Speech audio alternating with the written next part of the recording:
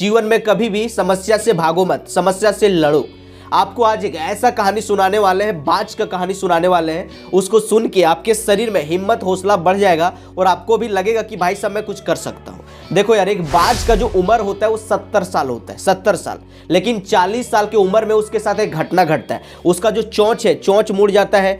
उसका पंजा जो है वो पूरी तरह से मतलब भारी हो जाता है। उसका जो पैर का नाखून होता है वो मुड़ जाता है। अब वो शिकार को अपने पंजा में दबोच नहीं सकता है, पकड़ नहीं सकता है, उसको लेके उड़ नहीं सकता है। वो शिकार को अपना चोंच से काट के खा नहीं सकता है। उसके साथ बहुत बड़ी समस्या हो जाता है। अब बाज के पास दो रास्ता होता है कि खुद को वो बूढ़ा मान ले, बूढ़ा घोषित कर दे और भूखे प्यासे मर जाए। और दूसरा रास्ता होता है कि कुछ दिनों तक, 6 महीना तक वो एक दर्दनाक प्रक्रिया से गुजरे और फिर से पहले जैसा मजबूत बन के निकले और फिर से आसमान का सीना चीर दे। आपने बाज को देखा होगा, बाज जब भी बूंद आया, बरसात आया, जोरों से आंधी तूफान आता है, जितना सारा 10,000 से भी ज़्यादा मतलब पक्षियों का प्रजातियां हैं, सभी अपना आश्रय की ओर, घोंसला की ओर भागता है। खुद को छुपाने के लिए, नुकाने के लिए अपना जगह ढूंढता है। लेकिन एक बाज जो होता है, आसमान का सीना फाड़ के बादलों से भी ऊपर चला जाता है और बादल को डायरेक्ट चैलेंज करता है कि बादल तू बेटा बरस, जितना बरसना है तू बरस, मैं ऊपर में तब तक उड़ता रहूंगा जब तक कि तुम बरसना बंद नहीं हो जाओगे।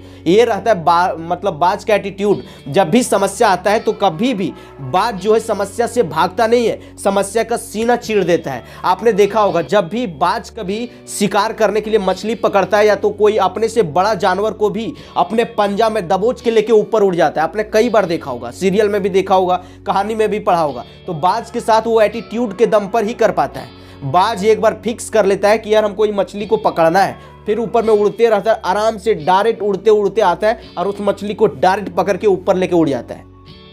तो अभी बाज का कहानी सुना रहे थे कि बाज के पास दो रास्ता होता है, या वो खुद को बूढ़ा घोषित कर ले, भूखे प्यासे मर जाए, या फिर 6 महीना एक दर्दनाक प्रक्रिया से गुजरे और फिर से पहले जैसा मजबूत बना ले। लेकिन बाज तो भाई साहब बाज ही होता है, वो दूसरा रास्ता ही चुनता है। वो इसके लिए क्या करता है कि एक सुनसान जंगल जहाँ बहुत सारा पहाड़ चट्टान होता है, वहाँ पर खुद को ले जाता है और सबसे पहले अपना जो उसका चोंच होता है, चोंच से सारे पंजा को नोच के कबाड़ के फेंक देता है। उसके बाद जो उसका जो नाखून होता है, पत्थर पर पटक पटक के सारा नाखून को तोड़ देता है। और उसके पास लास्ट में उसका जो चोंच होता है, पत्थर पर रगड़ के चोंच को भी तोड़ देता है। और 6 महीना दूसरे जानवर से, बड़े पक्षियों से नुकाए हुए घूमता है ताकि कोई दूसरा जानवर उसका शिकार न कर ले। और 6 महीना इंतजार करता है नया चोंच, नए पंख, नए नाखून आने का। और 6 महीना के बाद जब उसका नया चोंच, नया पंख और नया नाखून आ जाता है, फिर से वो आसमान का सीना चीरने के लिए उड़ पड़ता है और पूरा बादलों को भी फाड़ के रख देता है। तो भाई साहब, ये होता है बाज का एटीट्यूड। बाज से हमें सीखने को मिलता है कि जब भी लाइफ में कभी समस्या आए तो समस्या से भागो मत, उस समस्या से निकलने के लिए रास्ता खोजो। सोचो कि मैं लाइफ में क्या करूं, क्या ऐसा करूं कि जीवन में फाड़ के मैं आगे बढ़ सकता हूं।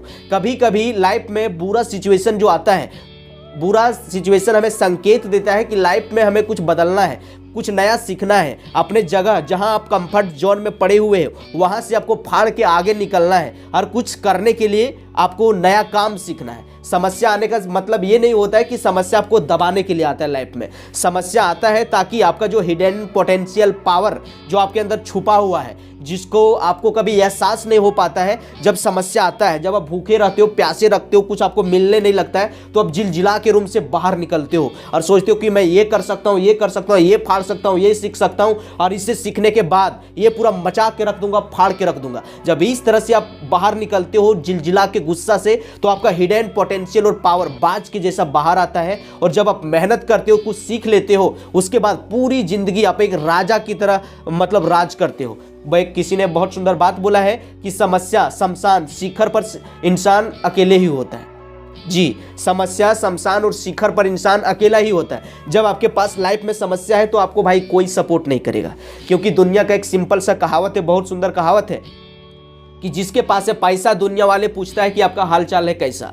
अगर आपके पास है पैसा तो दुनिया वाले पूछेगा कि आपका हाल चाल है कैसा। अगर पैसा नहीं है तेरे पास तो इस सुंदर सा भी दुनिया में तुमको लगेगा उदास। इसीलिए कुछ भी करो, नया कुछ सीखो, नया कुछ मतलब डेवलप करो। भीड़ का हिस्सा कभी मत बनो। जिस डायरेक्शन में सारा कोई भाग रहा है तो उस तरह कभी भागो मत। अपने दिल से पूछो कि आपका इंटरेस्ट क्या है, आपका पैशन क्या है, क्या ऐसा करोगे, कौन ऐसा काम करोगे कि संडे मंडे फंडे, हर दिन आप काम करने के लिए तैयार रहोगे, भूखे प्यासे हर दिन वो काम को कर सकते हो, वही आपका पैशन है, वही आपका इंटरेस्ट है। बाकी बात किसी से कंपेयर मत करो, डोंट कंपेयर योरसेल्फ। भगवान ने हर इंसान को यूनिक बनाया है, जिस तरह से हर इंसान का फिंगरप्रिंट और आँख का रेटिना भगवान अलग अलग बना के भेजा है, उसी तरह से भगवान ने हर इंसान को अलग अलग टैलेंट दिया है। लेकिन आजकल इंसान करता क्या है, भाई के चक्कर में, भाभी के चक्कर में, गर्लफ्रेंड के चक्कर में, बॉयफ्रेंड के चक्कर में किसी गलत डायरेक्शन में गया, और थोड़े दिन जब वो काम करता है फिर उसको अंदर से लगता है कि यार मैं इस काम के लिए बना ही नहीं हूँ, हमको अच्छा ही नहीं लग रहा है, हमको अच्छा फील ही नहीं हो रहा है, और फिर उस तरह से वो इंसान अपना समय और पैसा दोनों को बर्बाद कर लेता है।